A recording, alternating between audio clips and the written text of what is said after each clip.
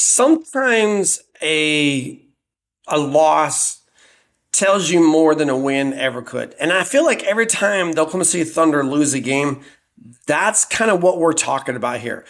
OKC walked out of Miami on Saturday night with a 122 to 120 loss to the Heat. Their 5-game winning streak snapped, by a late Andrew Wiggins three and a final shot that just didn't fall. But on the surface, it looks like, this looks like a tough road loss against a veteran Eastern Conference team playing desperate basketball at home. But if you really watched that game, if you felt the way it tightened late, you know that this is, this one is kind of revealed more than most games do. Because to me, it's not to me, this is just legit. For the first time all season long, the Thunder scored 120 points and they still lost. So that fact alone gives this game weight. This wasn't about effort. This wasn't about execution for long stretches. It was, certainly wasn't about SGA not showing up. Oklahoma City played well enough to win. And that's exactly why this loss matters. And that's where we'll start. SGA was brilliant. Yet again, 39 points, complete control, the kind of calm efficiency that has become routine for him, but should never be taken for granted. Right? He bent Miami's defense all night long, punishing switches, getting to his spots, drawing contact, making the game feel like it was operating on his terms. On most nights, that's enough. Aaron Wiggins gives him 18 points and, competed on the glass. Chet Holmgren finishes with a double-double, 14 points, 11 rebounds, anchoring stretches defensively and creating extra chances offensively. So the ball moves. The shot making was there. And until that final minute, the Thunder looked composed enough to extend the winning streak. But NBA games, especially ones that feel like postseason previews, they're not won on, quote, just enough. They're won on execution, physicality, and composure when this room tightens in. And in those moments on Saturday night, Miami was better than Oklahoma City was. And I think the possession that's going to live in everyone's memory came with 31 seconds left. Andrew Wiggins knocks down the go-ahead three, but that shot didn't come out of nowhere. It was the result of Miami's patience, their willingness to grind possessions, their physical edge, finally cracking Oklahoma's defense late. That bucket forces the Thunder into scramble mode, and what followed were two possessions that kind of told the entire story of the night.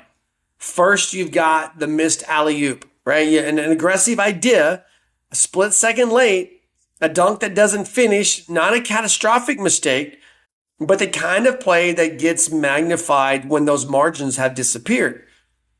Then came the final possession. After a stop and a timeout, Oklahoma City got a clean look, just not from the player you'd expect. Alex Caruso's three at the buzzer hits the backboard and rims out. Game over. And yeah, sure, it's easy to second guess who took that final shot. It always is.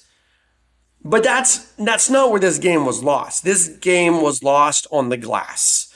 If there's one stat that should be circled, underlined, replayed in the Thunder's film room, it's this. Miami grabbed 21 offensive rebounds.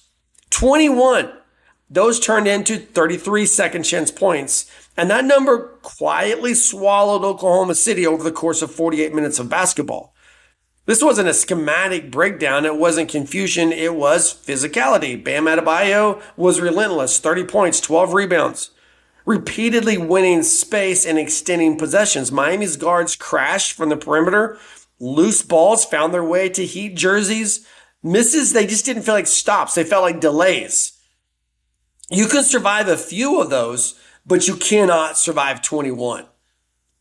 For a Thunder team that's built on pace, precision, and forcing turnovers, extended defensive possessions, that's poison. And Miami understood that. Oklahoma City just couldn't constantly stop the Heat. And then there's the part of this game that kind of looms larger than the box scores. Jalen Williams leaving in the second quarter with right thigh soreness and didn't return. He's not going to play Monday night either. The Thunder didn't collapse without him, but the texture of the game definitely changed. Jalen Williams is Oklahoma City's pressure valve. He's the guy who can slash through traps, punish over help, and keep the offense flowing when the defenses load up on SGA.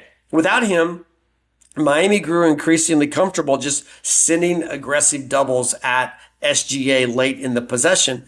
And they did that over again, especially in the final minutes. The Heat dared someone else to beat them. They forced the ball out of SGA's hands and trusted their own rotations. And that strategy worked. Not because Oklahoma City lacks talent, but because this team is still learning how to close when the first option is taken away. This is the next step in their transition. This is what happens when you arrive. The league adjusts to you. The playoffs are going to just magnify this, and either you respond or you learn. And this is the important part, okay? This loss doesn't diminish what Oklahoma City is building. If anything, it kind of reinforces it. Before Saturday night, the Thunder were 24-0 when scoring 120 or more points. That's dominance. That's identity. That is consistency. But the postseason doesn't care about trends. It cares about details. Can you finish defensive possessions? Can you withstand physical teams? Can you execute when your best player is taken away? Miami answered yes to all three. Oklahoma City's still trying to figure some things out there. And that's not an indictment. It's a timeline. This wasn't a bad loss. It wasn't a collapse. It wasn't a sign of regression. It was a measuring stick. The Thunder played well enough to win, and they didn't. They faced a veteran team that knew exactly how to squeeze the final 5 minutes, and they did it without panic. So those are the games that kind of build contenders, not because you win them, but because you remember them. And Oklahoma City is definitely going to remember this one. They'll remember the offensive rebounds. They'll remember the traps. They'll remember that missed dunk in the final minute of the game. They're also going to remember the silence at the buzzer. And January is going to turn to February, February to March, April, May, and on. When we get to late May, this is going to be a better team. They'll be better prepared because of moments like this. Because sometimes the most important streak, it's not the one that you extend. It's the one that teaches you why.